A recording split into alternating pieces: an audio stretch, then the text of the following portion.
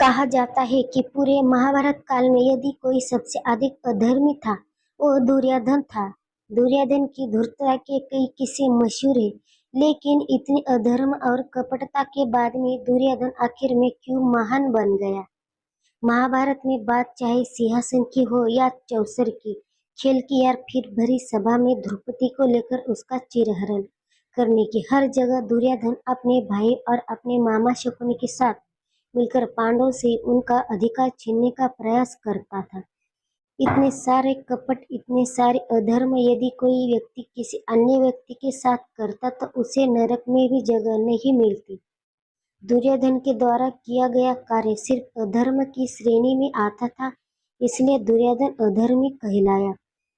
परंतु इतने सारे बुरे कामों के बाद भी महाभारत युद्ध के दौरान घटी एक घटना ने दुर्योधन को महान बना दिया। आपको बताते हैं कि दुर्योधन से जुड़ी एक घटना जिसे वह महान हो गया।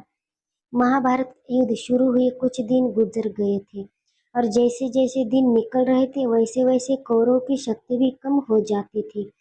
अपनी सेना की कमजोर स्थिति देखकर दुर्योधन क्रोधित होता हुआ पितामह भीष्म के पास पहुंचा, क्योंकि पूरी कौरव सेना के सेनानायक उस वक्त पितामह भीष्म थे।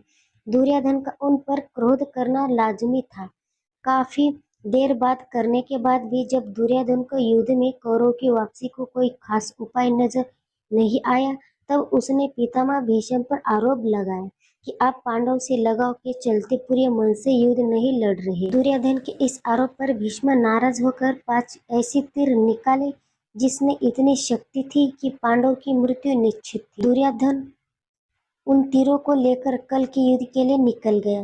भगवान श्री कृष्ण को तीरों वाली बात ज्ञान हो गई तो उन्होंने तुरंत अर्जुन को दुर्योधन द्वारा दिया गया एक वरदान का स्मरण कराया और कहा कि जाओ पार्थ और उसे वो 5 तीर लेकर आओ।